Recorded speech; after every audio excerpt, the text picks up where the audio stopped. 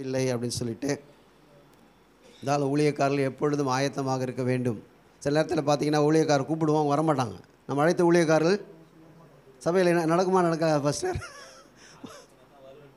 எதுங்க ஆவியான சொன்ன சில கேன்சலே பண்ணிடுறாங்க. அதாவது நான் ஒரு ஊழியக்காரர் ரூபன் அன்புமணின்னு சொல்லி ஒரு ஊழியக்காரர் இருந்தார். நீங்கள் புழலத்தை கேள்விப்பட்டிருக்கீங்களா? எத்தனை பேர் கேள்விப்பட்டீங்கன்னு தெரில. அவர் ஐயா உங்களுக்கு தெரியுங்களா ஐயா? அவர் அதிகமாக அவர் வச்சு மீட்டிங் நடத்தியிருக்கேன். அவர் வீட்டுக்கு போவேன், தோள் மேலே கை போட்டு பேசுவார். அவர் நம்ம நெல்லை ஜெபராஜா கிட்ட இருந்தவர். அவர் சொல்லுவார், தம்பி அண்ணன் ஒத்துக்குவார், அதில் 2 நாள் போவார், 1 நாள் கட் பண்ணிடுவார். 3 நாள் மீட்டிங்னா 2 நாள் போவார், 1 நாள் கட் பண்ணிடுவார். இந்த மாதிரிலாம் நடக்கும் அப்படின்வார். அதனால் அப்படிப்பட்ட நேரத்தில் சபை ஊழியக்காரன் தான் சமாளிக்கணும். சபை ஊழியக்காரன் என்ன பண்ணுங்க? சமாளிக்க வேண்டும். வரலாம் ஊழியக்காரர் வரலாம், என்ன பண்ணுறது? அழைக்கப்பட்ட ஊழியக்காரர் இல்லைன்னா அதனால் நடத்துகிறவர் தான் சமாளிக்க வேண்டும். Amen. Praise the Lord. Hallelujah. கர்த்தர் நாமத்துக்கு ஸ்தோத்திரம் உண்டாகும். சரி, இந்த நாளிலே என்ன சொல்ல வேண்டும் என்று சொல்லி ஆண்டவர் அவங்க சொன்ன உடனே எனக்கு உணர்த்தினது என்னென்னா, உணர்த்தினேன், எனக்கு வெளிப்படுத்தினார்லாம் சொல்ல மாட்டேன், தரிசனம் கொடுத்தாரெலாம் சொல்ல மாட்டேன், உள்ளதை உள்ளதென்றும். ஆமென். சொல்ல ஆவியான அப்படியே பேசினாருங்க. இல்லை உணர்த்தினார். என் உள்ளத்தில் ஒரு உணர்த்துதல், அதுவும் பேசுகிறது தான். உணர்த்தி பேசுவார் என்று சொல்லப்பட்டிருக்கிறது. அதனால் ஆண்டவர் எனக்கு என்ன உணர்த்தினாரோ அதை மாத்திரம் நான் சொல்லி ஜெபிக்கும்படியாக விரும்புகிறேன். 2 தீமோத்தேயு நிருபத்திலிருந்து இன்றைக்கு நாம் பார்க்க போகிறோம். 1 தீமோத்தேயு, 2 தீமோத்தேயு, தீத்து, இதெல்லாம் பார்த்திங்கன்னா போதக நிருபங்கள். உங்களுக்கு பைபிள் காலேஜ் படித்தவங்க பாஸ்டர் ஏசுராஜ் பாஸ்டர்லாம் மாரணத்தாவில் படித்தவர், ரத்தனராஜா கிட்ட படித்தவர். அவரெல்லாம் நான் ரத்தனராஜா என்னுடைய ஆசிரியர். அது மாத்திரமல்ல, அவரோடு சேர்ந்து நான் ஆசிரியராக அநேக பைபிள் காலேஜில் பணியாற்றியிருக்கிறேன். எனக்கு போதித்த ஆசிரியரோடு கூட சேர்ந்து பணியாற்ற முடியாத வாய்ப்பெல்லாம் ஆண்டவர் எனக்கு ஏற்படுத்தி கொடுத்தார். கர்த்தருக்கு ஸ்தோத்திரம். அதனால் 1 தீமோத்தேயு, 2 தீமோத்தேயு, தீத்து, இதெல்லாம் போதக நிருபங்கள், பாஸ்டரல் எபிசல்ஸ். பவுல் எழுதின நிருபங்களிலே போதக நிருபங்கள் இருக்குது. அதாவது பவுல் எழுதின நிருபங்கள் எத்தனை நிருபங்கள் சொல்ல முடியுங்களா? பவுல் எழுதின நிருபங்கள் எத்தனை சொல்ல முடியுங்களா? 13. சிலர் 14 சொல்கிறாங்க. அது எபிரேய நிருபத்தை நாம் சேர்க்க முடியாது. ஏன்னா அதில் பேர் எழுதப்படவில்லை, அங்கே யார் என்று சொல்லப்படும். 13 நிருபங்கள் தான் கன்ஃபார்மாக சொல்ல முடியும். இதுவரைக்கும் எபிரேய நிருபத்தினுடைய ஆசிரியர் யார் என்பதை கட்டாயமாக யாரும் சொல்ல முடியாது. அதனால் பவுலுடைய நிருபங்களை, பால்ஸ் எபிசல்ஸ், அதை பார்த்திங்கன்னா 3 பிரிவாக பிரிக்கலாம். பவுலின் நிருபங்களை 13 நிருபங்களை 3 பிரிவாக: பாலின் ஜெனரல் எபிசல்ஸ், பாலின் பிரிசன் எபிசல்ஸ், பாலின் பாஸ்டரல் எபிசல்ஸ். பவுலின் பொதுவான பொதுவாக எழுதுகிற சபைகளுக்கு பவுலின் பொதுவான நிருபங்கள், பவுலின் சிறைச்சாலை நிருபங்கள், பவுலின் போதக நிருபங்கள். 3P நம்ம ஞாபகத்தில் வச்சுக்கலாம். பாலின் அதாவது இப்படி சொல்லலாம், பாலின் பப்ளிக் எபிசல்ஸ், பொதுவாக பப்ளிக் அண்ட் ப்ரைவேட் சொல்கிறாங்க இல்லையா? பப்ளிக் அது அந்த பப்ளிக் சொல்லலாம். அதான் பொதுவான நிருபங்கள். பொதுவான கடிதம். Public, prison and பாஸ்டரல்.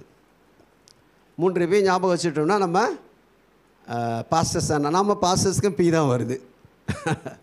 அதனால் 3P ஞாபகம் வச்சுக்கொண்டு வைத்திருப்போம் என்று சொன்னால் பவுலின் நிருபங்கள் நம்ம ஈஸியாக மனதிலே வைத்து கொள்ளலாம். கர்த்தருக்கு ஸ்தோத்திரம்.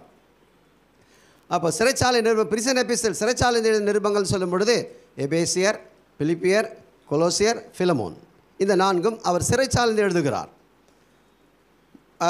3 நிருபங்கள் பார்த்திங்கன்னா போதகர்களுக்கு எழுதுகிறார். 1 தீமோத்தேயு, 2 தீமோத்தேயு, தீத்து, போதகர்களுக்கு எழுதுகிறார். அப்போ 4, 3, 7 போன மீதி என்ன எழுதுங்க? 13. மீதி பொதுவான பவுலின் பொதுவாக சபைகளுக்கு அவர் எழுதுகிற நிருபங்கள். கர்த்தருக்கு ஸ்தோத்திரம். சரி, இதில் இந்த போதக நிருபங்களிலே 1 தீமோத்தேயு, 2 தீமோத்தேயு, தீத்து, இதில் குறிப்பாக 2 தீமோத்தேயு நிருபத்தில் அநேக காரியங்களை பவுல் தன்னுடைய வாழ்க்கையிலிருந்து, தன்னுடைய ஊழியத்திலிருந்து, தன்னுடைய உத்தம குமாரனாகிய தீமோத்தேயுக்கு அவர் சொல்லுகிறார். அதில் குறிப்பாக 2ஆம் அதிகாரம், 2ஆம் அதிகாரத்தில் ஊழியக்காரரை குறித்து, ஒரு ஊழியக்காரன் எப்படிப்பட்டவன் அல்லது ஒரு ஊழியக்காரன் யார் என்பதை குறித்து அநேக காரியங்களை சொல்லுகிறார். அதில் ஒரு 5 காரியங்கள் இருக்கிறது. அதை நாம் சுருக்கமாக பார்த்து முடிக்கலாம் என்று நினைக்கிறேன். ஸ்தோத்திரம். முதலாவதாக 2ஆம் அதிகாரம் 2வது வசனத்தை ஒருவர் வாசிக்கலாம். 2:2. அநேக சாட்சிகளுக்கு முன்பாக என்னிடத்தில் கேட்டவைகளை மற்றவர்களுக்கு போதிக்கத்தக்க உண்மையுள்ள மனுஷரிடத்தில் ஒப்புவி. அப்போ பவுல் சொல்லுகிறார், தீமோத்தேயுக்கு எழுதுகிறார், நீ என்னிடத்தில் கேட்டவைகள், அதாவது கேட்ட சத்தியங்கள், இதெல்லாம் மற்றவர்களுக்கு போதிக்கத்தக்க உண்மையுள்ள மனுஷரிடத்தில் நீ ஒப்புவிக்க வேண்டும் அப்படின்றார். இங்கே ஊழியக்காரர் யார் என்று சொல்லுகிறார் அப்படின்னா, ஊழியக்காரர் ஒரு உக்ரானக்காரன். ஊழியக்காரன் உக்ரானக்காரன் அப்படி இருக்கலாம். பைபிள் இருக்கு இல்லைங்களா? ஊழியக்காரர் யாராக இருக்கிறார்? உக்ரான. சரி, உக்ரானக்காரனை யாருங்க? கணக்கு ஒப்புவிக்கு. Very good. சரி, நம்ம ஒரு கிளாஸாக நிறைய இப்போ நான் இதில் மிராக்கிள் ஷக்கிலாம் நடத்தும் போது பார்த்திங்கன்னா கிட்டத்தட்ட 40 பேர் இருப்பாங்க. அது ஒரு சர்ச் மாதிரி இருக்கும். அதில் தான் கிளாஸ் எடுக்கும். இன்னும் நான் ஆண்டோட கிருபையினால் சினாலில் டீச் பண்ணியிருக்கேன். பாஸ்டர் விஸ்வாசம் அவங்க சபையில் ஃபஸ்ட் சினாட் பைபிள் காலேஜ் அங்கே தான் நடத்துகிறாங்க. அதில் நான் ஒரு டீச்சர், பாஸ்டர் ரத்னராஜ் ஒரு டீச்சர். நாங்கள் 2 பேரும் தான் மெயின் டீச்சர்ஸ். 100 பாஸ்டர்ஸ் மேலே படித்தாங்க. நான் போர்டில் எழுத தெரியல. பாஸ்டர் விஸ்வாசம் என்ன பண்ணேன்னா, அதாவது வீடியோ எடுத்து ஸ்க்ரீனில் போட ஆரம்பித்தார்.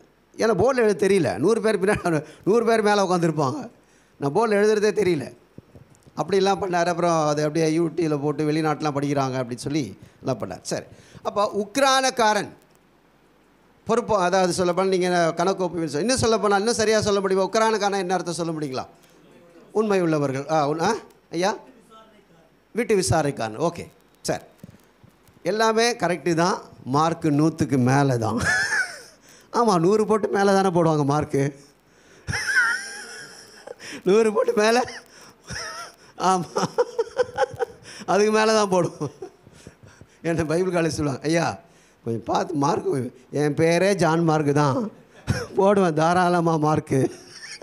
ரைஸ் லார்ட் சொல்லுங்கள். அல்லேலூயா, கர்த்தருக்கு ஸ்தோத்திரம். சரி, கொஞ்சம் தாராளமாக போடுவேன். சரி, உக்ரானக்காரன் என்பதற்கு, அதாவது நாம் வைத்திருக்க இந்த பவர் எடிஷனில் பார்த்திங்கன்னா, இது பவர் எடிஷன் பைபிள் மொழிபெயர்ப்பு. இதில் கொஞ்சம் சில வார்த்தைகள் கஷ்டமாக இருக்கிறது. இப்பொழுது வந்திருக்கிற திருவிவிலியம் என்கிற வேதாகமத்தை நாம் படிப்போம் என்று சொன்னால் ஈஸியாக மொழிபெயர்த்திருக்கிறார்கள். தூய தமிழில் மொழிபெயர்த்திருக்கிறார்கள். நம்ம பைபிள் நம்ம இந்த பவர் எடிஷனில் இருக்கிற நிறைய வார்த்தைகள் சமஸ்கிருத மொழியாக சமஸ்கிருதம் இடம்பெற்றிருக்கிறது. ஜபம், உபவாசம், ஞானஸ்நானம், ஆராதனை, சொல்லப்போனால் ஆராதனையே சமஸ்கிருத வார்த்தை தான். தொழுகை என்பது தான் சரியான வார்த்தை. அதை அவங்க பிடிச்சிட்டாங்க. இஸ்லாமியர் என்ன பண்ணிட்டாங்க, எங்கெங்கே போகிறீங்க, தொழுகை பண்ணிட்டீங்களா, நமாஸ் படித்தாச்சா அப்படின்னு. ஆனால் அவங்க அதை பிடிச்சிட்டாங்க. ஆனால் நம்ம இன்னும் சமஸ்கிருத வார்த்தை தான் பேசிக்கிட்டு இருக்கோம். ஆனால் பொதுமொழி பேர் நீங்கள் பார்த்தீங்கன்னா தொழுகைன்னு தான் வரும். நம்ம தொழுகைன்ற வார்த்தை நம்ம பைபிளில் சில சங்கீதங்கள் இருக்குது. ஆவியோட உண்மையோடும் தொழுது கொள்ள கடவுள்லாம் இருக்குது. ஆனால் அதிகமான இடங்களில் சமஸ்கிருத வார்த்தைகள் தான். ஸ்தோத்திரம் என்பதே சமஸ்கிருத வார்த்தை. இப்படி நிறைய இடம் பெற்றிருக்கிறது. சமஸ்கிருதம் கலப்படம் இல்லாமல் திருவிவிலியம் மொழிபெயர்க்கப்பட்டிருந்தாங்க. நிறைய பைபிள் காலேஜில் திருவிவிலியத்தை படியுங்கள். நீங்கள் இதில் இருக்கிற சில வார்த்தைகள் அதில் தெளிவாக கொடுக்கப்பட்டிருக்கிறோம். அதை நீங்கள் பாருங்கன்னு சொல்லி நாங்கள் சொல்கிறோம். சார், திருவிவிலியத்தை என்ன சொல்லப்பட்டு, உக்ரானக்காரன் என்பதுக்கு என்ன சொல்லப்பட்டிருக்கு? நீங்கள் பைபிளில் கூட நீங்கள் டவுன்லோட் பண்ணிக்கலாம். திருவிவிலியம் ஐயா வச்சுருக்கீங்களா? மேலாளர்ன்றது போட்டு மேனேஜ். ஆனால் திருவிவிலியத்தை என்ன போட்டிருக்குன்னா பொறுப்பாளர். திருவிவிலியத்தில் சொல்லப்பட்டிருக்கிறது பொறுப்பாளர். அப்போ நம்மக்கிட்ட பொறுப்பை ஒப்படைத்திருக்கிறார் ஒரு மேனேஜர். சொல்லப்போனால் மேனேஜர்ன்ற வார்த்தையை சொல்லப்போ உக்ரானக்காரன் என்பதற்கு மேனேஜர் என்கிற வார்த்தையும் சொல்லப்பட்டிருக்கிறது. Manager is not a owner. அவர் மேனேஜ் பண்ணுறவர் தான், நிர்வகிக்கிறவர் தான். அப்போ நம்மெல்லாம் மேனேஜர்ஸ். ஆமென் சொல்லுங்கள். ஆமீன். ஹல்லேலூயா. பொறுப்பாளர்களாக ஒப்பு கொடுத்திருக்கிறார் நம்மகிட்ட. அதை அவர்கள் உண்மையானவர்களாக இருக்க வேண்டும். பொறுப்பாளர் சொன்னால் என்ன பொறுப்பை நம்மகிட்ட கொடுத்துருக்காங்க? நம்மகிட்ட மேனேஜர்கிட்ட அந்த ஹோட்டலை ஒப்பு கொடுக்குறாங்க, அந்த கம்பெனியை ஒப்பு கொடுக்குறாங்க. நம்மக்கிட்ட எண்ணத்தை ஆண்டவர் ஒப்பு கொடுத்திருக்கிறார். நீங்கள் அதில் சொல்லும்போது சொல்கிறாரு, அநேக சாட்சிகள் முன்பாக நீ என்னிடத்தில் கேட்டவைகளை. அப்போது பவுலிடத்திலே இவர் கேட்டிருக்கிறார். அந்த கேட்டதை இன்னும் சொல்லப்போனால் அதை 1ஆம் அதிகாரத்திலே 13ஆம் வசனம் சொல்லுகிறது. 1:13 பாருங்கள். விசுவாசத்தோடும் ஆ ஆ ஆரோக்கியமான வசனங்களின் சட்டத்தை கை கொண்டு. அப்போ வசனம் என்னிடத்தில் வசனத்தை கேட்டிருக்க. அப்போ வசனத்தை கேட்குறது பார்த்திங்கன்னா அது ஆரோக்கியமான சட்டமாக என்னிடத்தில் கேட்டிருக்கிற வசனம். அதை நீ என்ன பண்ணு, அதை மற்றவர்களுக்கு கொடுக்கக்கூடிய ஒரு உக்ரானக்காரனாக இரு அப்படின்றார். ஒரு பொறுப்பாளனாக இரு. உக்ரானக்காரனுடைய வேலை என்ன தெரியுங்களா? தன்னிடத்தில் கொடுக்கப்பட்டதை காப்பாற்ற வேண்டும், மற்றவரிடத்தில் ஒப்படைக்க வேண்டும். ஆமாம், அதை பாதுகாத்து கொள்ள வேண்டும். அடுத்தது மற்றவரிடத்தில் அவன் டெபாசிட் பண்ண வேண்டும், மற்றவரிடத்தை ஒப்படைக்க வேண்டும். ஆமாம், மற்றவரிடத்தில் அதுதான் சொல்கிற ஒப்படை அப்படின்றார். அப்போது நம்மை ஆண்டவர் உக்ரானக்காரர்களாக கொடுத்து உக்ரானக்காரனிடத்தில் பொக்கிஷம் கொடுக்கப்படும். என்ன நம்மிடத்தில் கொடுக்கப்பட்ட விலையேறப்பட்ட பொக்கிஷம் வேத வசனம். ஆமென் சொல்லுங்கள். வேத வசனம் என்கிற பொக்கிஷத்தை கர்த்தர் கொடுத்திருக்கிறார். அந்த வேத வசனத்தை, அந்த சத்தியத்தை, உபதேசத்தை நாம் காத்து கொள்ள வேண்டும். அதே சமயத்தில் மற்றவரிடத்திலே நாம் அதை டெபாசிட் பண்ணாங்க. பைபிள் காலம் என்ன அதான் சொல்லுவோம், உங்களிடத்த இந்த வேத வசனம் நாங்கள் என்ன பண்ணுறோம், டெபாசிட் பண்ணுகிறோம். அதுக்கு எங்களுடைய நேரத்தை செலவழிக்கிறோம், எங்களுடைய பலத்தை செலவழிக்கிறோம், ஆயத்தம் பண்ணுகிறோம், உங்களிடத்தில் வந்து கொடுக்குறோம், நோட்ஸ் ப்ரிப்பேர் பண்ணுறோம். அதை நீங்கள் டெபாசிட் பண்ணும் பொழுது அதுக்குரிய பலன் நிச்சயமாக கிடைக்கும். அதை நீங்கள் மற்றவரிடத்தில் போய் என்ன பண்ணுங்கள், கொடுக்க வேண்டும். இதுதான் இங்கே பவுல் அது பொக்கிஷமாக சொல்லுகிறார். நீங்கள் இன்னும் சொல்லப்போனால் நற்பொருள் என்று சொல்கிறார். அதை 2 தீமோத்தேயு 1ஆம் அதிகாரம் 14ஆம் வசனம் பாருங்கள். 2 தீமோத்தேயு 1:14 உன்னிடத்தில் ஒப்புவிக்கப்பட்ட அந்த நற்பொருளை நற்பொருள்ன்றாரு, ஆரோக்கியமான சட்டன்றாரு, பொக்கிஷம் என்றெல்லாம் சொல்லப்பட்டிருக்கிறது. அப்போ வேதவசம் நமக்கு ஆண்டவர் கற்றுக் கொடுக்குற சத்தியமானது சாதாரணமானதல்ல. அது ஒரு பொக்கிஷம், அது நற்பொருள். அதை நாம் பாதுகாத்து கொள்ள வேண்டும். அதே சமயத்தில் மற்ற விசுவாசிகளை நம்ம என்ன பண்ணுறோம், போதிக்கிறோன்றதை விட டெபாசிட் பண்ணுகிறோம். ஆமேன். அப்போ நம்ம ஃபிக்ஸட் டெபாசிட் போடுறோம், இது கிடைக்குமா இல்லைங்களா, இன்ட்ரெஸ்ட் கிடைக்குமா இல்லைங்களா? டெபாசிட் பண்ணும்பொழுது நிச்சயமாக இன்ட்ரெஸ்ட் கிடைக்கும். அதனால் நம்ம முதலாவது உக்ரானக்காரர்கள், நம்ம பொறுப்பாளர்கள் என்பதை உணர்ந்து நாம் நமக்கு கொடுக்கப்பட்ட சத்தியங்களை மற்றவரிடத்திலே கொடுக்கிறவர்களாக அதை பாதுகாத்து மற்றவர்களுக்கு கொடுக்கிறவர்களாக இருக்க வேண்டும். அதே சமயத்தில் 1 கொரிந்தியர் 4ஆம் அதிகாரம் 1-2 வசனங்களை பவுல் சொல்லுகிறார். 1 தீமோத்தேயு 4 1-2 வசனங்கள் பாருங்கள். இப்படியாக எந்த மனுஷனும் ஊழியக்காரர் என்றும் பாருங்க, ரகசியங்களின் உக்ரானக்காரன். இப்போ தேவனுடைய ரகசியங்களை, அப்போ ஒரு ஒரு ஒரு ஹோட்டல் இருக்குன்னு வச்சு அதில் நிறைய ரகசியங்கள், அதை மேனேஜர் பாதுகாக்க வேண்டும். ரகசியங்களை வெளியே, ஆமாம், சில ஹோட்டலில் போட்டிருப்பாங்க, குறைகளை எங்களிடத்தில் சொல்லுங்கள், நிறைகளை வெளியே சொல்லுங்கள். இது விசுவாசிகளுக்கு, ஊழியர்களுக்கு ரொம்ப பொருத்தமாக இருங்க. ஏதாவது இந்த ஊழியருக்கு குறை இருந்தால் எங்களிடத்தில் சொல்லுங்கள், நிறை இருந்தால். ஆனால் எதைத்தான் வெளியே சொல்லுவாங்க, குறையத்தான். ஒரு கல்யாணத்துக்கு போனால் நிறைய சொல்லுவாங்களா? சொல்கிறவர் யார் தெரியுங்களா? ஒரு கல்யாணம் இதில் விருந்தில் சாப்பிட்டுட்டு இருந்தாரா ஒருத்தர் கேட்டிருக்காரு, நீங்கள் பெண் வீட்டுக்காரா மாப்பிள்ளை வீட்டுக்காரங்க? மண்டபத்துக்கு எதிர் வீட்டுக்காரங்க. மாப்பிள்ளை விடா பொண்ணு விடானா மண்டபத்துக்கு எதிர் விடுங்க. ஆனால் குறை சொல்கிற அவராக தான் இருப்பார். இவர் யாரும் அழைக்கவே இல்லை, அவரே தானாக அழைக்கப்பட்டாருங்க, சாப்பாடு போடுறாங்கன்னு. ஆனால் குறை சொல்கிறவர் யாருங்க? மண்டபத்துக்கு எதிர் வீடு. அதனால்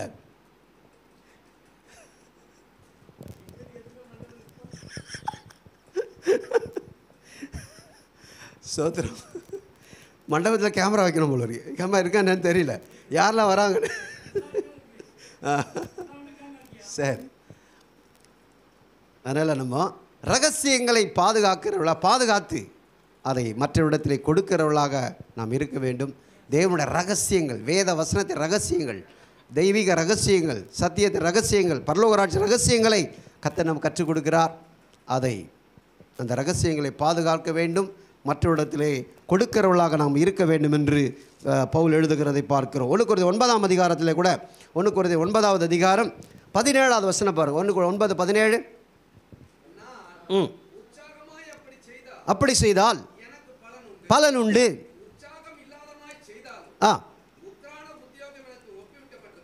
இங்கே எதை பற்றி சொல்கிறாங்க? சுவிசேஷத்தை குறித்து சொல்லுகிறார்.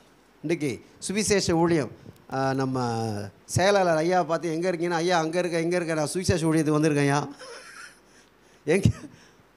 எங்கே இருப்பார்னே தெரியாதுங்க. தமிழ்நாட்டில் எந்த மூலையில் இருப்பார்னு தெரியாது. சுவிசேஷ ஊழியம் ஐயா நம்ம போதகர் ஜேஸ்பால் ஐயா தானே, ஜேசராஜ் ஐயா கூட சுவிசேஷ ஊழியங்களுடைய இதிலெல்லாம் வீடியோலாம் போடுவாங்க, நான் பார்த்துருக்கேன். ஆமாம். அப்போ சுவிசேஷ ஊழியம் நிறைய நம்ம பண்ணுறோம் இல்லைங்களா? அது கூட அந்த சுவிசேஷத்தின் ரகசியத்தை கர்த்தர் இடத்தில் ஒப்புவித்திருக்கிறார். அதுக்கு அந்த உக்கிரான உத்தியோகம் என்னிடத்தில் கொடுக்கப்பட்டிருக்கிறது. நான் உக்கிரான உத்தியோகம் எனக்கு கொடுக்கப்பட்டு, அப்போ உத்தியோகம், அப்போ உக்கிரானக்காரனுக்கு பார்த்தீங்கன்னா மேனேஜர், அது ஒரு உத்தியோகம். அப்போ ஊழியக்காரர்களுக்கு ஆண்டவர் கொடுத்த உத்தியோகம். ஆமென் சொல்லுங்கள். நாமெல்லாம் ஹெவன்லி கவர்மெண்ட்டுக்கு வேலை செய்கிறோம். ஆமென் சொல்லுங்கள். Praise the Lord. ஹல்லேலூயா. பரலோக அரசாங்கத்தின் ஊழியக்காரர்கள்.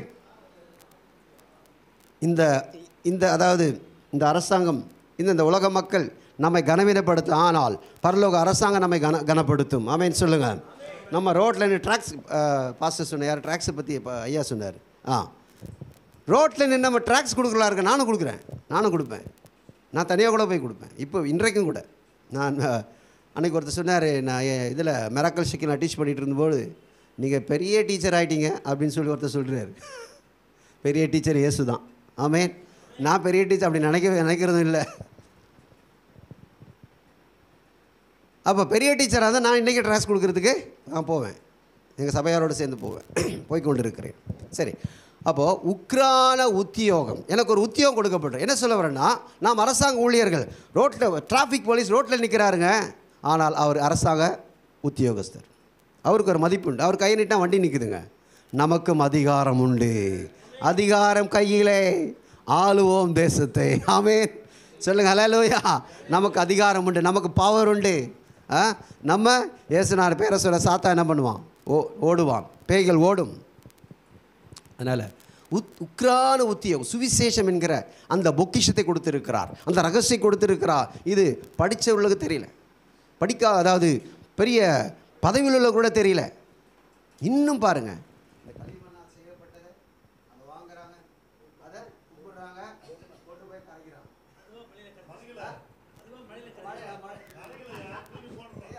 கரையாப்படுத்த ஷெட்டெல்லாம் போட்டு வச்சுக்கிறாங்களையா?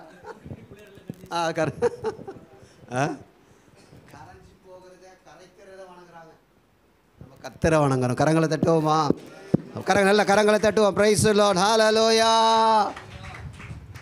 மனுஷன் உண்டாக்கப்பட்ட தெய்வம் அல்ல, மனுஷனை உண்டாக்கினவர். இன்றைக்கு இதெல்லாம் வாங்கி வணங்குறவங்க. நானும் ஒரு இந்து குடும்பத்தில் வந்தேன்னா, நான் அதான் நான் நிறைய பைபிள் காலேஜ் சொல்வேன். எங்கள் வீட்டில் பைபிள் வாசனைலாம் கிடையாதுங்கோ, விபூதி வாசனை தாங்க. எங்கள் அப்பா பேர் முன்சாமிங்க, சாமி ஆடுறவருங்க. எங்கள் வீட்டில் பைபிள் கிடையாது. எங்கள் வீட்டில் என்னுடைய பழைய பெயர் கேட்டிங்கன்னா, நீங்கள் என்னுடைய மாணவர் பால்கிருபை, பாஸ்டர் பால்கிருபை உதவுகிறாரு. அவர் ஏற்கனவே முடிச்சுட்டு அவங்க ஒய்ஃப் படிக்கிறாங்க. இப்போ குழந்தையோடு அவங்க இப்போ பைபிள் காலேஜுக்கு வந்து 3வது குழந்தை பிறந்துருக்குது. இங்கே வந்து அவங்க ஜாயின் பண்ண பிறகு தான் அந்த 3வது குழந்தை, அந்த குழந்தை வயிற்றுலேருந்து இருக்கும்போது அந்த அம்மா படித்தாங்க. இப்போ குழந்தையோடு அப்பா பார்த்துக்கிறாரு, அம்மா படிக்கிறாங்க கூட. அந்த அம்மாவும் சேர்ந்து தவறாமல் வராங்க. ஆமாம், கர்த்தருக்கு ஸ்தோத்திரம்.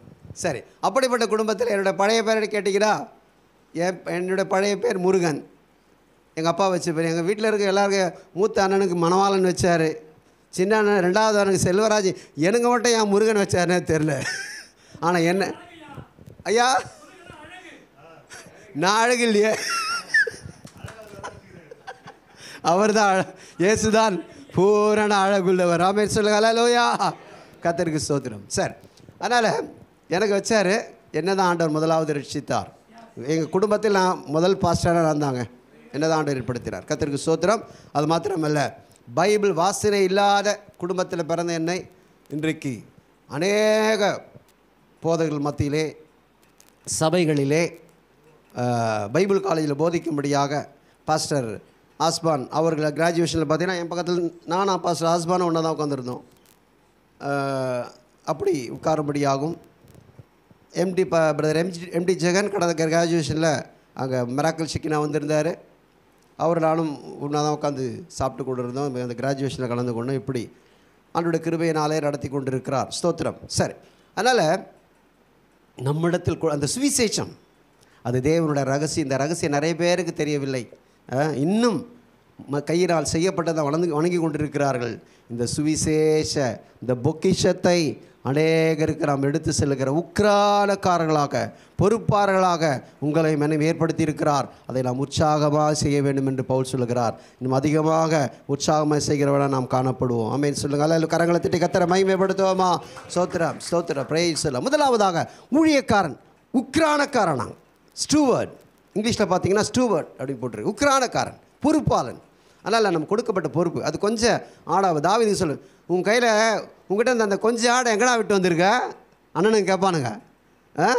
கொஞ்சம் ஆடு, கொஞ்சம் ஆடோ அதிக ஆடோ அவருக்கு முன்னாடி எல்லாம் ஒன்று தான். ஆமென் சொல்லுங்கள். இந்த சின்ன பாஸ்டர், அந்த பெரிய பாஸ்டர், சின்ன ஊழியக்காரர், பெரிய ஊழியக்காரர் அதெல்லாம் கிடையாதுங்க. அவர் தாங்க நல்ல போதகர், பெரிய போதகர், பிரதான மேய்ப்பன் எல்லாம். அவருக்கு முன்னாடி நாங்கள் இங்கே மேலே உட்காந்துக்கு நாங்கள் ஒன்றும் பெரிய ஆள்லாம் கிடையாது. எங்களை உட்கார வச்சுருக்குறாங்க. பொறுப்பு அவ்வளோதான், பொறுப்பு தானே தவிர நாங்கள் பெரிய ஆள்லாம் கிடையவே கிடையாது.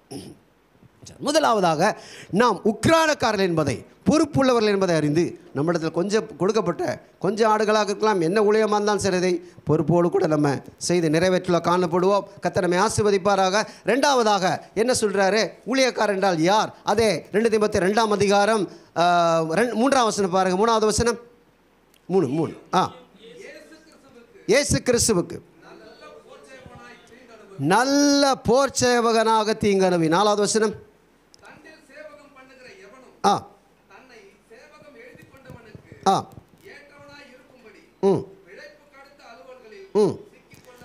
பிழைப்புக்கடுத்த அலுவல்களில் சிக்கிக்கொள்ள மாட்டான். ரெண்டாவதாக ஊழியக்காரர் யாருன்னு சொல்கிறாருன்னா, இஸ் எ சோல்ஜர். அவன் ஒரு போர் வீரனாக இருக்கிறான். ஊழியக்காரர் அவன் ஒரு ஸ்டூவர்ட் மட்டுமல்ல, அவன் ஒரு உக்கிரானக்காரன் மட்டுமல்ல, அவன் ஒரு போர் வீரனாக இருக்கிறான். அப்போ போர் வீரனுடைய வேலை அதாவது சாதாரணமான வேலை இல்லை, பொறுப்புள்ள அது ஒரு கடினமான ஒரு வேலை. நீயும் கிறிஸ்து இயேசுவுக்கு நல்ல போர்ச்சேவன். அது என்ன நல்ல போர்ச்சேவன்? அப்போ சோல்ஜர் கூட எப்படிப்பட்ட சோல்ஜராக இருக்கணுமாங்க? நல்ல சோல்ஜராக, குட் சோல்ஜர். ஆமாம், சோல்ஜர் ஆஃப் ஜீசஸ். அதான் நல்ல போர்ச்சேவன். அப்போ போர்ச்சேவகர்கள் அப்போ டுப்பாக்கூர்லாம் இருக்கிறாங்களா? இருக்கிறாங்க பாஸ்டர். சோல்ஜர்லேயே, போர் வீரர்லேயே தன்னுடைய ஐடி கார்டை பாகிஸ்தானுக்கு அடமான வைக்கிற சோல்ஜர் இருக்காங்களா பாஸ்டர்? கேள்விப்படுறீங்களா அந்த மாதிரி? ஆமாம், இருக்கிறாங்க சோல்ஜர்ஸ். அடமான காசு வாங்கிட்டு ரகசியங்களை அவங்களோட ரகசியம் உள்ள விடுறவங்களாம் இருக்கிறாங்க. அதனால் தான் பவுல் சொல்கிறாரு, நல்ல போர்ச்சேவகனாக தீங்கு அனுபவி. அல்லேலூயா சொல்லுவோமா? நல்ல போர்ச்சேவன். அப்போ ஆண்டவருக்கு முன்னாடி நம்ம போர்ச்சேவர் தான் நல்ல போர்ச்சேவர்களாக அல்லது உண்மையுள்ள போர்ச்சேவர்களாக இருக்க வேண்டும் என்று சொல்லுகிறார். 4வது வசனம். 4வது, தண்டிலே சேவகம் பண்ணுகிற எவனும் தன்னை சேவகம் எழுதி கொண்டவனுக்கு, தண்டு என்பது படைக்கு இராணுவத்தை குறிக்கிறது, ஏற்றவனாக இருக்கும்படி பிழைப்புக்கடுத்த அலுவல்களில் சிக்கிக்கொள்ள மாட்டான். அப்போ ஒரு போர் வீரனாக இருக்கிறவன் பிழைப்புக்கடம் நாட்டுக்காக உழைக்கிறவனாக இருப்பான். அதாவது என்னுடைய மாமனார் ஒரு இராணுவ வீரர். அவர் இராணுவத்திலே சுபேதாராக இருந்தவர். அப்போது இராணுவத்தில் வேலை செய்கிறவர்கள் பிழைப்புக்கடுத்த அலுவல்களிலே அவர்கள் நாட்டுக்காக சேவை செய்வது அதுதான் அவருடைய நோக்கமாக இருக்குமே தவிர, பிழைப்புக்கடுத்த அலுவல்களிலே அவர்கள் தங்களுடைய பிழைப்புக்காக, ஆதாயத்துக்காக எதை அவர்கள் செய்கிறவர்களாக வேறு. இப்போ இராணுவத்திற்கு வேறு தொழிலில் செய்ய முடியுமா? முடியாது. கூடாது. ஆமாம், இருந்தால் அவங்க இங்கே கவர்மெண்ட்டில் வேலையில் இருக்க முடியாது. அப்போ பிழைப்புக்கு அடுத்த அலுவல்களிலே அவன் சிக்கிக்கொள்ளுகிறவனாக, அப்போ சிக்கிக்கொள்ளக்கூடாதான். அப்போ இராணுவம் அது ரிட்டையர் ஆனால் தான் அவன் எக்ஸ் சர்வீஸ் மேனாக வேறு இடத்துக்கு என்ன பண்ண முடியுங்க? ஆமாம், 20 வருஷம் ஒர்க் பண்ணுங்களா? ஒர்க் பண்ணணும். அதுக்கப்புறம் தான் ஆமாம் வாங்கலாம். இல்லை அவங்களே வந்து ரிட்டையர்மெண்ட் ஆன பிறகு அவன் வேறு வேலைக்கு போகிறான். அது வரைக்கும் அவன் அதாவது ஆர்மியில் தான் இருக்க முடியும். அப்போது நம்ம பரலோக ஆர்மியில் இருக்கோங்க.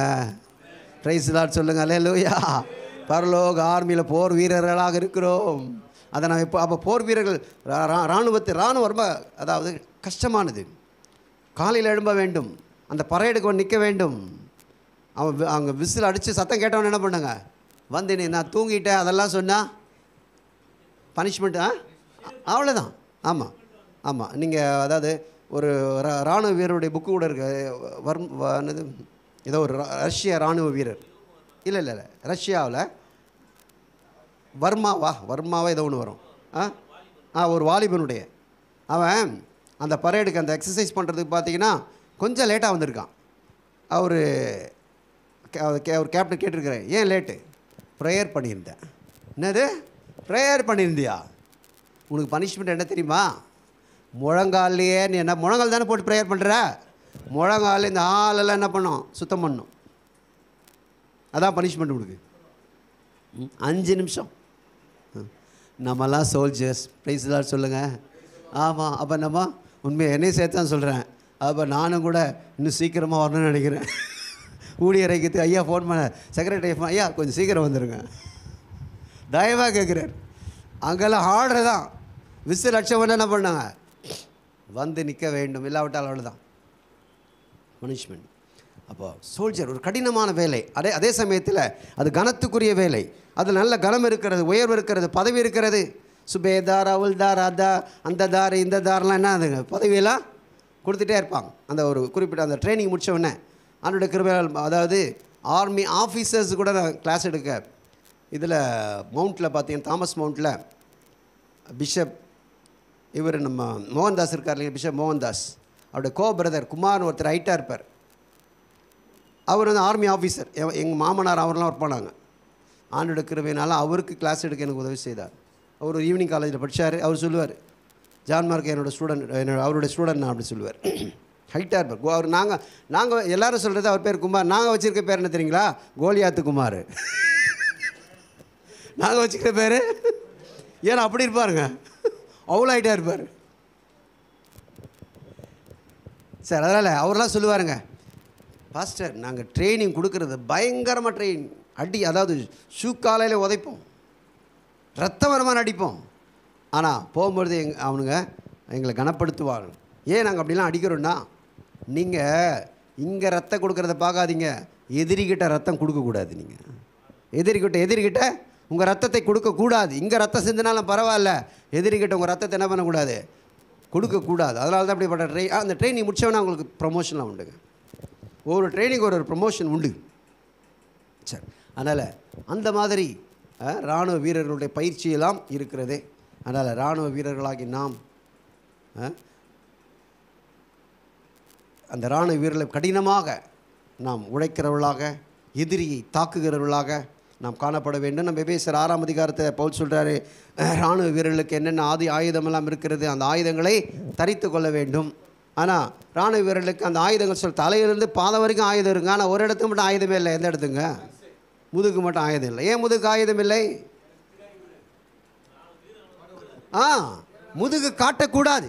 ஒரு சோல்ஜர் முதுகு காட்டக்கூடாது. அவன் மார்பை தான் காட்ட வேண்டும், முதுகு காட்டக்கூடாது. அது மாத்திரமல்ல, அந்த அந்த அந்த அந்த வெப்பன்ஸ்லாம் சொல்லப்பட்டிருக்கோம். அதில் பார்த்தீங்கன்னா கடைசியாக ஒரு ஆயுதம் சொல்லுவார். என்ன ஆயுதங்க? கடைசியாக ஒரு ஆயுதம். ஹெல்மெட் சொல்கிறாரு, ஷூ சொல்கிறாரு, எல்லாம் சொல்கிறார், பாதரட்சை சொல்கிறாரு, அப்புறம் பட்டயம், கேடயம். அதில் எடுக்க வேண்டிய ஆயுதம் இருக்குது, பிடிக்க வேண்டிய ஆயுதம் இருக்குது. கேடயத்தை பிடித்து கொள்ள வேண்டும், பட்டயத்தை எடுக்க வேண்டும், இதெல்லாம் இருக்குது. ஆனால் கடைசியாக ஒரு ஆயுதத்தை சொல்கிறார். என்ன ஆயுதம் சொல்ல முடியுங்களா? கடைசியாக ஒரு ஆயுதம் என்னையா? அது இடையில வருது, பாதரட்சை வருது. என்ன 18 ஐயா, 18 வேண்டுதலோடும் விண்ணப்பத்தோடும் ஆவியினாலே. அப்போ கடைசியாக சொல்கிறாரு, எல்லா ஆயுதத்தை தரிச்சிக்கிட்டு தூங்கிட்டு இருந்தேன்னா ஒரு பிரயோஜனம் இல்லைப்பா. போர் வீரர் ஹெல்மெட் போட்டாருங்க, ஷூ போட்டாருங்க, மார்க் அவஸ்தை போட்டார், பெல்ட்டெல்லாம் கட்டிட்டாரு, எல்லாம் போட்டு எல்லாம் கொட்டை விட்டு தூங்கிட்டு இருந்தா அவ்வளோதான், போச்சு. அப்போது விழிப்புள்ளவனாக இருக்கவும், அப்போ சோல்ஜர் விழிப்புள்ளவனாக விழிப்பாக இருக்க வேண்டும். எப்பொழுது அந்த விசில் சத்தம், அந்த கமாண்டரோட இது வந்தாலும் ஓட வேண்டும். சில நேரத்தில் அந்த சோல்ஜர்ஸ்லாம் பார்த்தீங்கன்னா ஷூ போட்டுகிட்டே தூங்கிட்டு இருப்பாங்களாம், கூப்பிட்டோன்னு ஓடணும், அந்த மாதிரிலாம். சரி, அதனால் நம்ம போர் வீரர்கள் சோல்ஜர்ஸ், நம்ம ஸ்டூவர்ட் என்று சொல்லப்பட்டிருக்கிற உக்ரானக்காரர்களாக பொறுப்பாளர் என்று சொல்லப்பட்டிருக்கிறது. ரெண்டாவதாக நாம் சோல்ஜர்ஸ் போர் வீரர்கள் என்று சொல்லப்பட்டிருக்கிறது. போர் வீரர்களாக நாம் கடினமாக உழைக்கிறவர்களாக, எதிரியை தாக்குகிறவர்களாக, அதே சமயத்தில் கவனமாக இருக்கிறவர்களாக, ஆயுதங்களை தரித்து கொண்டிருக்கிறவர்களாக நாம் காணப்பட வேண்டும். நான் இன்னொரு எஸ் மாத்திரம் நான் சொல்லி முடிச்சலாம்னு நினைக்கிறேன். ஸ்டூவர்ட், சோல்ஜர், இன்னும் ஒரு காரியத்தை ஒரு எஸ் நான் சொல்லிடுறேங்க, அதை சொல்லிவிட்டு நான் முடிச்சிடுறேன். 24வது வசனம் பாருங்களேன், 2:24. ஆ ஆ சாந்தமுள்ளவனும்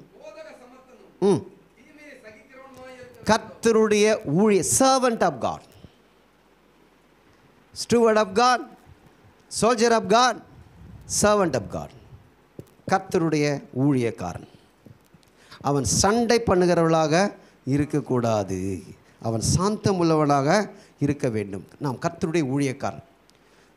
அதாவது நம்ம ஊழியக்காரன் சொல்கிறதுக்கு ரொம்ப என்ன பண்ணுவோம் சொல்லுங்கள்? ஊழியக்காரன் சொல்கிறதுக்கு நான் ஊழியக்காரன் இல்லைங்க, நான் ரெவரண்டுங்க. நான் ரெவரண்டுங்க அப்படின்னு சொன்னால் சந்தோஷம். டாக்டருங்க, ஐயா சொல்கிறாரு பாருங்க, பைசனா அவருக்கு ஒரு கைத்தட்டு கொடுக்க பார்க்கலாம், நல்லா எடுத்து கொடுக்குறாரு பாருங்க, நல்லா கைத்தட்டுங்க.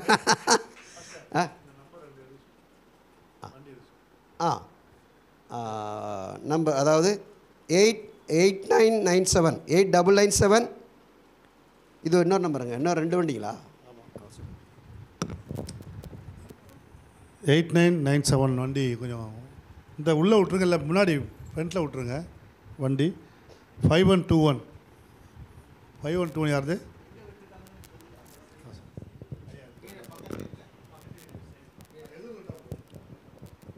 சார், அதனால் ஊழியக்காரன் என்பதை ரொம்ப சாதாரண ஊழியக்காரன். நான் ஊழியக்காரலங்க, நான் பிஷப்புங்க. ஐயா கூட பிஷப் தான். என்ன பால் கிருபை.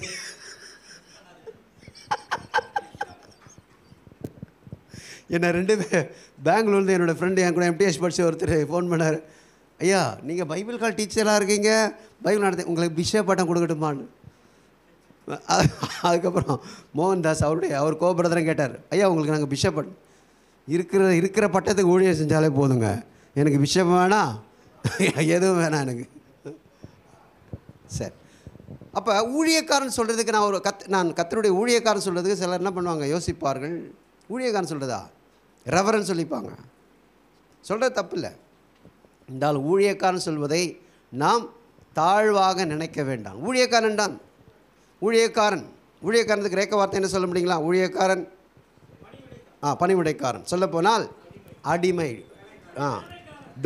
டோலஸ் மீன்ஸ் அடிமைஸ். ஆமாம், ஸ்லேவ் அடிமை. ஆமாம். அப்போது தன்னை இங்கே என்ன சொல்கிறாரு, கர்த்தருடைய ஊழியக்காரன் அவன் ஒரு அடிமை. அடிமை சண்டை போட முடியாதுங்க, எஜமான்ட்டு போய் சண்டை போட முடியாது. அங்கே எந்த ஒரு அவன் எஜமானுக்கு அங்கே ஊழியர் செய்து அடிமையாக இருக்க சண்டை போடவே முடியாது. கொடுக்குற சாப்பாடு ட்ரெஸ் கொடுக்கப்படும். அவன் காசுக்காகவும் சண்டை போட முடியாது, அவன் எதுக்காகவும் தன் உரிமைக்காக போராடவே முடியாது. அவன் அடிமை. அப்போ சண்டை போடக்கூடாதான், சாந்தமாக இருக்கணுமா, எல்லாம் சொல்ல சகித்து கொள்ளவர்களாக இருக்க வேண்டும். ஆனால் சண்டை இன்றைக்கி வருதா இல்லைங்களா?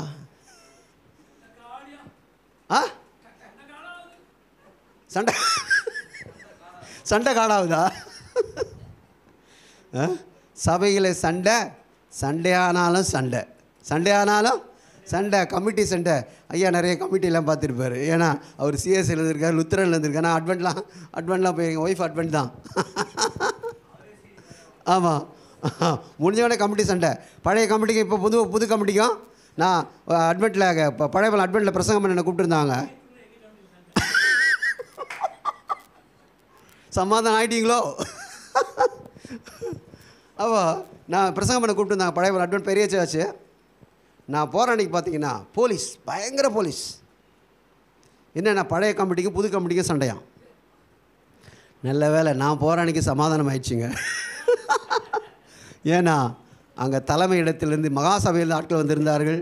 வந்து அன்னைக்கு தான் ஒரு பெரிய சமாதானமே உண்டாயிடுச்சின்னு சொன்னாங்க. சந்தோஷம். பிரைஸ் லார்ட் சொல்லுங்கள். அல்லேலூயா. இப்போ ஊழியக்காரன் சண்டை பண்ணுகிறோம். நாங்கள் எங்கே சண்டை வருங்க? ஊழியக்காரன் எங்கே சண்டை வரும்? வீட்டில் தாங்க சண்டை. சண்டையே எங்கே தாங்க சொல்லுங்கள்? சண்டை எங்கே தான்? வீட்டில் தாங்க. ஆமாம். அதை ஐயா சொல்கிறார் நினைக்கிறேன். பாஸ்டர் அம்மாவை பற்றி இது கோட்டை கிழிச்சு விட்டாங்களாம். நடக்கும். அப்போது வீட்டில் டென்ஷனை உண்டாக்குவான். ஆனாலும் நம்ம சண்டை வரும், சமாதானமாக போக வேண்டும். ஆமென் சொல்லுங்கள். அல்லேலூயா. இல்லை நம்ம கர்த்தருடைய ஊழியக்காரனாக இருக்க முடியும். வராமல் இருக்காதுங்க. வாக்குவாதங்கள் வரலாம். நீங்கள் நம்புவீங்களா? மேக்ஸிமம் எனக்கு என்னோடய மனைவிக்கு சண்டை வராது. நாங்கள் அந்த அளவுக்கு. ஆனால் காலையில் என்னன்னு தெரியல, இங்கே பிரசங்கம் பண்ணுறதுக்காகவே வந்தது என்னன்னு தெரிலங்க. ஃபாஸ்டம்மா ராகல் சிஸ்டர் ஃபோன் பண்ணுவாங்க. ஃபாஸ்டம்மா இன்னைக்குன்னா சண்டை வந்தது அவங்களுக்கு. ஏன்னா அவங்க 2 பேரும் நல்ல ஃப்ரெண்ட்ஸுங்க. அவங்க காலையில் சின்ன ஒரு இது வாக்குவாதங்க. நீங்கள் நம்புவீங்களா? நான் வரும்போது சாரி கேட்டு வந்தேங்க. நீங்கள் சாரி வாங்கி கொடுக்குறீங்களோ இல்லையோ, சாரி கேளுங்கோ. அப்போ தான் நான் பிரசங்கம், இல்லைன்னா நான் பிரசங்கமே பண்ணிக்க மாட்டேன். நாங்கள் சாரி கேட்காம வந்திருந்தா சாரி வாங்கி கொடுத்துருக்கலாம். ஆனால் நான் என்ன பண்ண முடியாதுங்க. என் மாணவர்களுக்கு நான் பிரசங்கம் பண்ணேன். பாஸ்டர் ஜெபராஜ் இருக்கிற அவர் படிக்கிற இன்னைக்கு கிளாஸ் இருக்குது. நான் பண்ண முடியாதுங்க. என்னால் பண்ண முடியாது. பண்ணலாம், மற்றவங்க பண்ணலாம். ஆனால் நான் வசனத்துக்கு மாறாக நடந்து விட்டு என்னால் பிரசங்கம் பண்ணவே, டீச் பண்ணவே, அதை என்னுடைய ஃப்ரெண்டு சொல்லுவேன், நானும் சொல்லுவேன். போதிக்கிற ஊழியம் அதிகமாக எங்களை சரிப்படுத்தி கொள்வதற்காகவே இந்த போதிக்கிற ஊழியம். ஆமென். ஏன்னா மற்றவர்களுக்கு போதிக்க நான் தானே ஆகாதவனாக போகாதபடிக்கு சரீரத்தை ஒடுக்கி கீழ்ப்படுத்துகிறேன் என்று சொல்லி. அதனால் இந்த நாட்களிலே இத்தனை வருஷம் போதிக்கிற ஊழியத்தில் எங்களை சரிப்படுத்தி கொள்ளும்படியாக, எங்களை ஆண்டுக்கு முன்னாடி உத்தமமாக நிறுத்தும்படியாக கர்த்தர் உதவி செய்கிறதுக்காக நான் ஆண்டவரை ஸ்தோத்திரிக்கிறேன். அதனால் கர்த்தருடைய ஊழியக்காரர் ஐயா 43-59 தான்.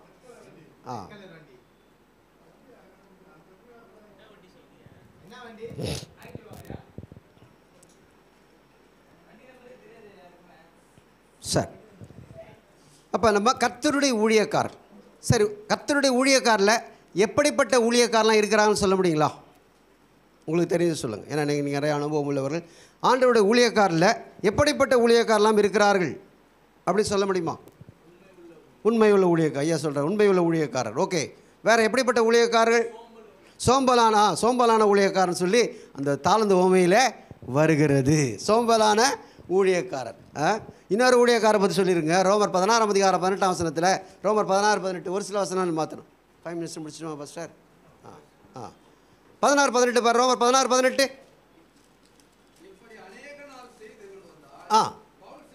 இல்லை ரோமர் நீங்கள் அப்போஸ்தலர் படிக்கிறீங்க. ரோமர் 16. நம்முடைய கர்த்தராகிய இயேசு கிறிஸ்துவுக்கு ஊழியம் செய்யாமல் தங்கள் வயிற்றுக்கே ஊழியம். வயிற்று ஊழியம், வயிற்றுக்கு ஊழியக்காரர்கள். அப்படி நான் சொல்லுங்க, என்கிட்ட சண்டை போடாதீங்கோ. பவுல் சொல்கிறாருங்கோ. ஐயா சொன்னார் இல்லைங்களா? சொன்னால் நம்ம பிஷப் ஐயா சொன்னார் பாருங்க. நீ எல்லாத்துலையும் போய் பிரியாணி சாப்பிட்டு வந்துடுற. ஊழியர் டெய்லி உனக்கு ஊழியர் இருக்கட்டும், போகிற இடத்துல உனக்கு பிரியாணி போட்டுறாங்க. நாங்கள் என்ன பண்ணிக்கிறோங்க? ரசம் சாப்பிட்டுக்கிறோம். நீ பிரியாணி சாப்பிட்னாங்க, ஐஸ் பிரியாணி சாப்பிட்டுக்கிறோம். பழைய சாத்துக்கு என்ன சொல்கிறாங்க? ஐயா ஐஸ் பிரியாணி சாப்பிட்டு வரோம். அதை பற்றி உனக்கு கொஞ்சம் கூட கவலையே இல்லை. அப்போ வயிற்றுக்கு ஊழியம் செய்கிறது இல்லைங்க. ஆண்டவருக்கு ஊழியம். ஆமென் சொல்லுங்கள். ஹல்லேலூயா. அப்போ வைத்து ஊழியம் இருக்கிறது. 2 கொரிந்தியர் 11ஆம் அதிகாரம் 15வது வசனம் பாருங்கள். 2 கொரிந்தியர் 11:15. 2 கொரிந்தியர் 11ஆம் அதிகாரம் 15வது வசனம் பாருங்கள். 2 கொரிந்தியர். ஆகையால் அவனுடைய ஊழியக்காரரும் அவனுடைய யாரு? சாத்தானுடைய ஊழியக்காரர். அப்போ சாத்தானுக்கும் ஆண்டவருக்கும் ஊழியக்காரர் இருக்கிறாங்க, சாத்தானுடைய ஊழியக்காரரும் இருக்கிறார்கள். அவன் வேஷத்தை போட்டு கொண்டிருப்பார். அவங்களும் பிரசங்கம் பண்ணுவாங்க, அவங்களும் YouTube, test tube, tyre tube, wall tube. Praise Lord. 4359 orange colour Dio bike. தயவுசெய்து யாராவது இருந்தீங்கன்னா போய் எடுத்துருங்க ப்ளீஸ். ஆரஞ்சு கலர் டியோ பைக்கில் வந்தவங்க 4359. தேங்க்யூ. என்னாச்சு இன்னைக்கு இத்தனை வண்டி அனௌன்ஸ்மெண்ட்டாக வந்துருக்குது? வாட்டர் டேங்க் வந்து. ஓ சரி சரி சரி சரிங்க சரிங்க சரிங்க சரிங்க சரி. அப்படின்னா நீங்கள் சொல்கிறத வச்சு தெரியுது, சீக்கிரம் முடிச்சிருங்கய்யா. அனௌன்ஸ்மெண்ட்டு நிறைய இது, உங்கள் பிரசங்கத்தை முடிச்சிங்கோ.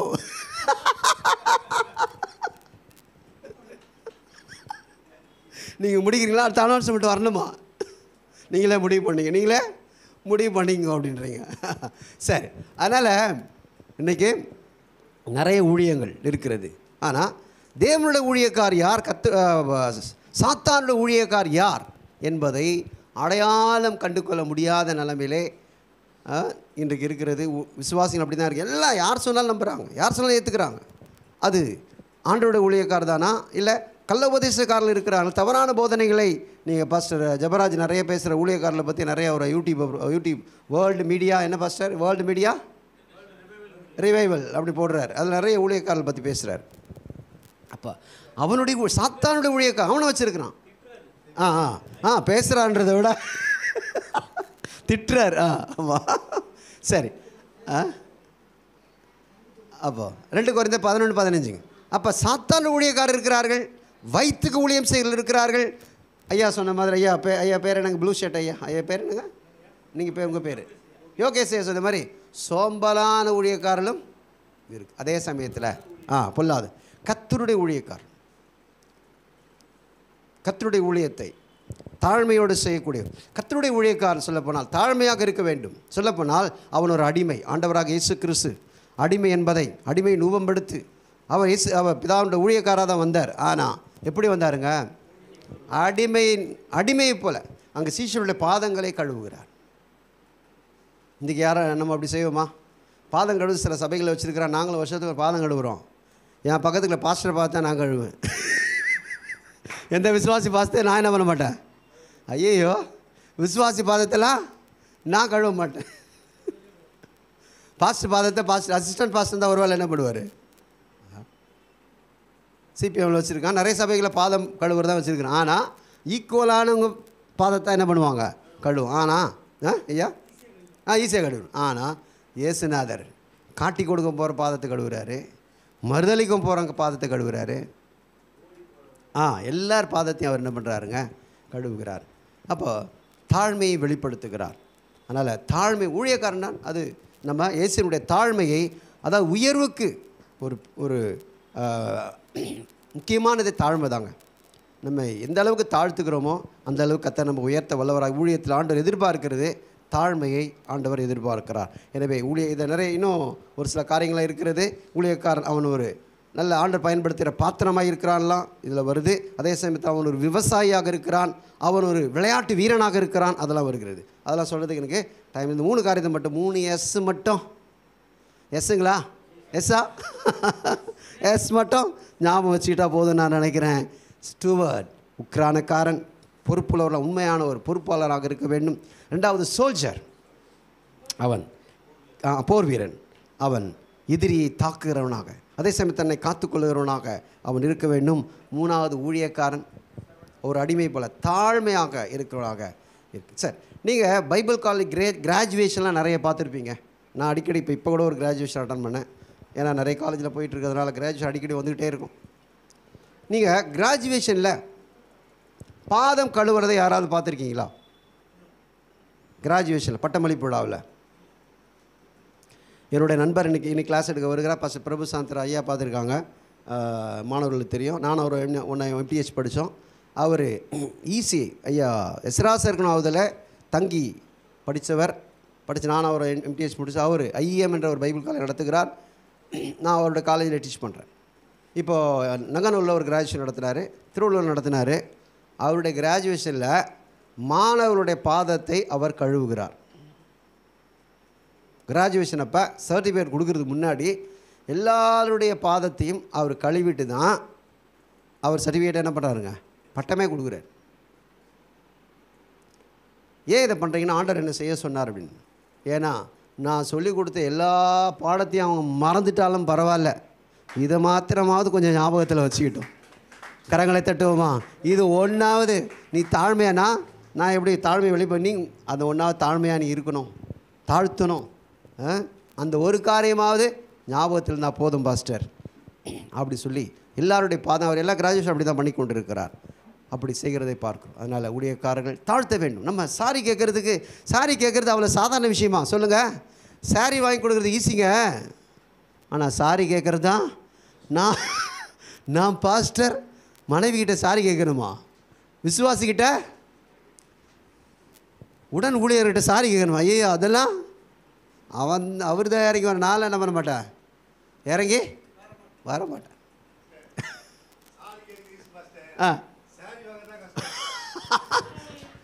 அது அது ஓகே அது சரி அது அது அது எப்படியோ வாங்கி கொடுத்துட்றேன் பாஸ்டர், இது இறங்கி போனோமே. அவர் அனுபவத்தை சொல்கிறார். ஆமாம் ஆமாம் வெயிட் பண்ணோம். அவங்க எடுக்கிற வரைக்கும் ஒன்று எடுக்கிறது எல்லாத்தையும் எடுத்து போட்டுருவாங்க. ஒரு சேரீ வாங்கிறதுக்கு இருக்கிற எல்லா சேரீயுமே அது வேறு.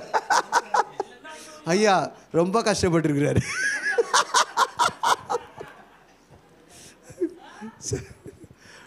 சரி, அதனால் பொறுப்புள்ள உக்கரானக்காரர்களாக இருப்போம்.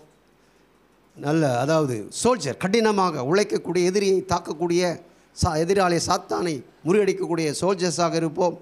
தாழ்மையான ஊழியக்காரர்களாக இன்னும் நம்மை தாழ்த்தி ஆண்டவர் வைத்திருக்கிற உயர்வை பெற்றுக்கொள்வோம். கர்த்தர் தாமே ஆசீர்வதிப்பாராக. பொறுமையோடு கேட்ட உங்கள் அனைவருக்கும் இயேசுவின் நாமத்தில் வாழ்த்துக்களை தெரிவித்துக் கொள்கிறேன்.